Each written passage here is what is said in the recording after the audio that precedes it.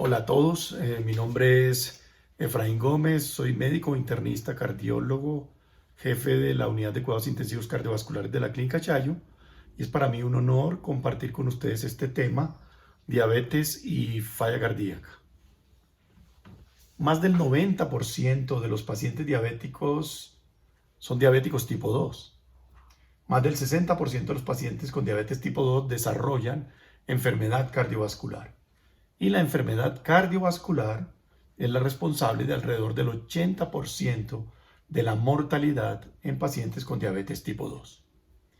Si nosotros miramos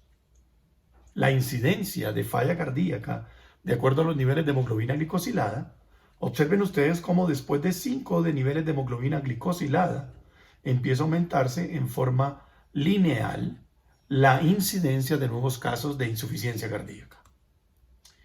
Desde el punto de vista epidemiológico, la prevalencia de diabetes en pacientes con falla cardíaca es mucho mayor que en los pacientes sin falla cardíaca, al punto que representa el 20% de la prevalencia de diabetes, alrededor del 20%, comparativamente con los pacientes sin falla cardíaca. El riesgo de muerte y hospitalización entre diabéticos versus no diabéticos es 75% mayor en los pacientes diabéticos comparado con los pacientes no diabéticos. Y por cada elevación de los niveles de hemoglobina glicosilada, como habíamos hablado previamente, se aumenta el riesgo al punto que en los pacientes diabéticos es 2.5 mayor el riesgo de desarrollar insuficiencia cardíaca. De tal forma que podríamos decir que la asociación entre falla cardíaca y diabetes mellitus es una asociación bidireccional. La incidencia de insuficiencia cardíaca en individuos con o sin diabetes es importante cuando tienen o no la presencia de enfermedad cardiovascular aterosclerótica. Si nosotros miramos, en la medida que los niveles de hemoglobina glicosilada se van aumentando en la misma proporción, es mucho mayor el desarrollo de falla cardíaca de aquellos pacientes que tienen enfermedad coronaria preexistente que en los mismos niveles de hemoglobina glicosilada si no tienen enfermedad coronaria preexistente.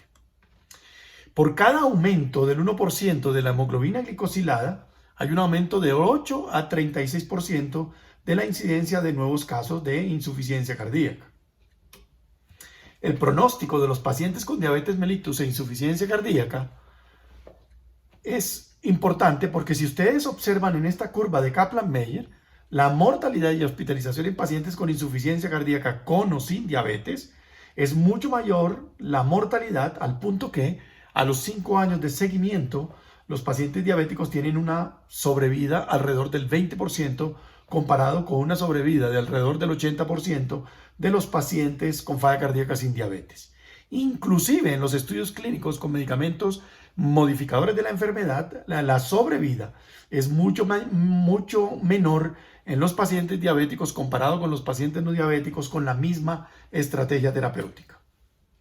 Existe una interdependencia sistémica entre la diabetes mellitus y la falla cardíaca desde el punto de vista de sus aspectos fisiopatológicos. Si nosotros tenemos un paciente con falla cardíaca, el estímulo del sistema renina-angiotensina-aldosterona, el sistema nervioso autonómico y el aumento marcado que tienen estos pacientes de aumento de la resistencia a la insulina son factores que a la larga, en forma exponencial y durante el tiempo, contribuyen en forma significativa a la aparición de nuevos casos de diabetes. Y si miramos a los pacientes con diabetes, la presencia de la hiperglicemia y otros mecanismos asociados generan una promoción importante de los fenómenos ateroscleróticos. Esto lo hacen a través de productos de glicosilación avanzada, aumento de la disfunción endotelial con daño de la vasodilatación y el aumento de la migración de los monocitos con actividad proinflamatoria, una actividad importante de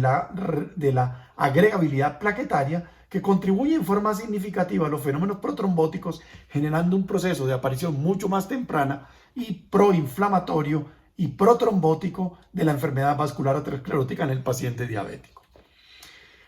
El paciente diabético también, por la presencia de hiperglicemia, va a contribuir a fenómenos relacionados con microangiopatía, la aparición mucho más temprano de infarto agudo del miocardio que los pacientes no diabéticos. Esto va a llevar a una generación de necrosis miocítica, a un manejo inadecuado del calcio intracelular, a una alteración de la función ventricular con progresión de la dilatación ventricular, generándolos el proceso y la aparición de nuevos casos de insuficiencia cardíaca con función sistólica reducida.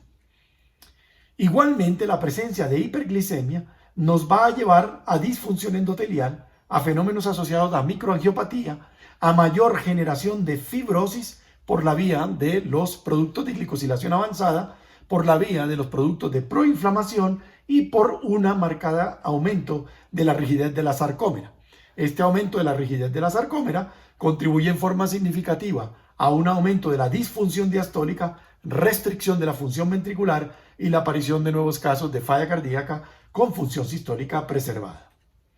Existen muchos medicamentos farmacológicos utilizados en el manejo de la glicemia que de alguna forma contribuyen a la reducción de la glicemia, pero también pueden contribuir en fenómenos favorecedores o deleterios a la presencia de nuevos casos de insuficiencia cardíaca o en su defecto a contribuir a aumentar los efectos cardiovasculares deleterios en los pacientes con diabetes. Este grupo de pacientes de antidiabéticos tienen un impacto cardiovascular y tienen un impacto en la insuficiencia cardíaca congestiva. Si nosotros miramos algunos mecanismos pleiotrópicos propuestos de los nuevos antidiabéticos orales, miramos cómo, por ejemplo, a nivel cardíaco, los análogos de los receptores de la GLP-1 y los inhibidores de la SGLT2 contribuyen en forma importante a mejorar el sustrato energético a nivel miocárdico y a contribuir a un efecto antifibrótico. Tiene un efecto a nivel de la función vascular, disminuyendo la presión arterial, mejorando la función endotelial, disminuyendo la rigidez arterial, disminuyendo el volumen intravascular y mejorando o reduciendo la presión arterial. ¿Cuáles son los riesgos de eventos cardiovasculares mayores adversos cuando se comparan algunas estrategias o del tratamiento de algunos antidiabéticos comparado con el cuidado estándar versus placebo? Si ustedes observan, por ejemplo, los antagonistas de PPAR gamma en este metaanálisis tienen un efecto favorecedor con relación a los eventos cardiovasculares mayores. El control intensivo de la glicemia podría contribuir también a un efecto favorecedor como droga o estrategia en lo que tiene que ver con eventos adversos cardiovasculares. Los inhibidores los análogos de los receptores de GLP-1 tienen efectos cardiovasculares prometedores, favorables, y los SGLT2 inhibidores también contribuyen de alguna forma a efectos cardiovasculares prometedores. Pero si miramos todos estos efectos que tienen que ver con los eventos cardiovasculares mayores, contribuyen en todos excepto en la disminución de nuevos casos de insuficiencia cardíaca. Miren ustedes que ni el control glicémico ni muchos medicamentos de alguna forma en este metaanálisis contribuyen, la mayoría de ellos, no todos, a una disminución de los nuevos casos de insuficiencia cardíaca. ¿Cuál es el impacto de los antidiabéticos y su consecuencia a nivel cardiovascular o en los nuevos casos de falla cardíaca? Observen ustedes cómo, por ejemplo, la metformina es un medicamento de bajo costo, no se asocia a hipoglicemia, tiene un potencial para la pérdida de peso, logra una reducción de hemoglobina glicosilada entre 1 y el 2% y no está contraindicado en insuficiencia cardíaca congestiva. Estaría contraindicado en tasas de filtración por debajo de 30 mililitros y es muy importante tener la consideración para el riesgo de acidosis láctica. Las sulfonilurias son de bajo costo, producen una reducción del 1 al 2% de la hemoglobina glicosilada, pero tienen hallazgos que son limitados o inconsistentes con relación al perfil de seguridad y eficacia en los pacientes con enfermedad cardiovascular aterosclerótica establecida. Si nosotros miramos el riesgo de falla cardíaca comparado con el grupo control en terapia con glicemia para el control glicémico intensivo, tiene un efecto que es neutro en lo que tiene que ver con la disminución de nuevos casos de insuficiencia cardíaca, como lo muestra este metaanálisis de Lancet publicado este año. El riesgo de falla cardíaca comparando los PPAR, agonistas PPAR, versus el cuidado estándar, muestra un factor favorable al cuidado estándar comparado con el uso de los PPAR agonistas, de tal forma que los PPAR agonistas no estarían indicados en los pacientes que tengan alto riesgo de desarrollo de insuficiencia cardíaca congestiva. Cuando miramos los inhibidores de la DPP-4 contra el cuidado estándar, se muestra que son absolutamente neutros en la posibilidad de desarrollar nuevos casos de insuficiencia cardíaca. La utilización de insulina con el cuidado estándar también mostró ser neutro, pero solamente fue valorado en el estudio Origin con la utilización de insulina glargina para la comparación en este metaanálisis de la presencia de nuevos casos de falla cardíaca. El uso de acarbosa es absolutamente neutro comparado con el cuidado estándar, podría utilizarse perfectamente, y los GLP-1 análogos de los receptores muestran un efecto más bien favorable con relación al riesgo de desarrollo de nuevos casos de insuficiencia cardíaca congestiva, con una P favorable, pero que no alcanza la significancia estadística, de tal forma que de alguna forma son o no aumentadores del riesgo de desarrollo de falla cardíaca o de alguna forma son neutros. Los mecanismos fisiológicos de los GLP-1 análogos de los receptores son bien interesantes porque desde el punto de vista cardíaco aumentan la utilización de la glucosa, aumentan el metabolismo o disminuyen el metabolismo de los ácidos grasos, disminuyen la inflamación, pero tiene un efecto que podría ser de alguna forma no benéfico, como es el aumento de la frecuencia cardíaca, pero en ninguno de los estudios clínicos ha demostrado ser deleterio en los resultados finales. Tiene efectos a nivel de los vasos de las arterias, con un aumento de la vasodilatación, mejoría de la función endotelial, disminución de la presión arterial y también un mecanismo que disminuye la inflamación a nivel vascular. Si nosotros miramos el riesgo de falla cardíaca comparando los SGLT2 inhibidores versus el cuidado estándar, no hay duda que hay una evidencia significativa en disminución de los nuevos casos de insuficiencia cardíaca y es consistente a todos los inhibidores de la SGLT2 en la disminución del riesgo de desarrollar insuficiencia cardíaca congestiva con una reducción contundente del 32% en la disminución comparado con el tratamiento estándar. Los posibles mecanismos que de alguna forma explican la mejoría en resultados en falla cardíaca con los SGLT2 inhibidores tienen que ver primero con la disminución de la hipertrofia y la remodelación miocárdica, una disminución importante de la presión arterial y de la rigidez arterial, hay una mejoría de los parámetros metabólicos generales del organismo, hay una disminución del fluido intersticial y del volumen vascular, hay una disminución del estrés oxidativo a nivel renal y vascular y también tiene un mecanismo muy interesante en lo que tiene que ver con el aporte energético a nivel miocárdico de sustancias que mejoran la energía miocárdica, como por ejemplo el beta-hidroxibutirato, que es un componente energético importante para la mejoría de la función cardíaca. Los efectos de los antidiabéticos en la hospitalización por falla cardíaca, como vemos aquí en esta tabla, se muestran claramente cómo el riesgo de hospitalización por falla cardíaca en los DPP-4 es aumentado específicamente por la saxagliptina, con un aumento del 27%, el resto tiene un efecto completamente neutral. Los GLP-1 análogos tienen un efecto completamente neutral en el aumento del riesgo de hospitalización por falla cardíaca y los SGLT2 inhibidores, sin duda alguna, en forma consistente, disminuyen el riesgo de hospitalizaciones por insuficiencia cardíaca en pacientes con o sin insuficiencia cardíaca previa, que como lo han demostrado consistentemente todos los estudios clínicos con la utilización de SGLT2 inhibidores.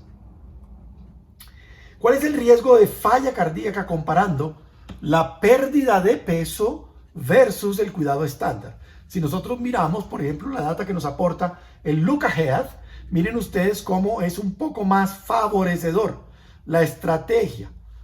que disminuyen la glucosa más la reducción de peso a favor de la disminución de nuevos casos de hospitalización por insuficiencia cardíaca, pero sin alcanzar la significancia estadística.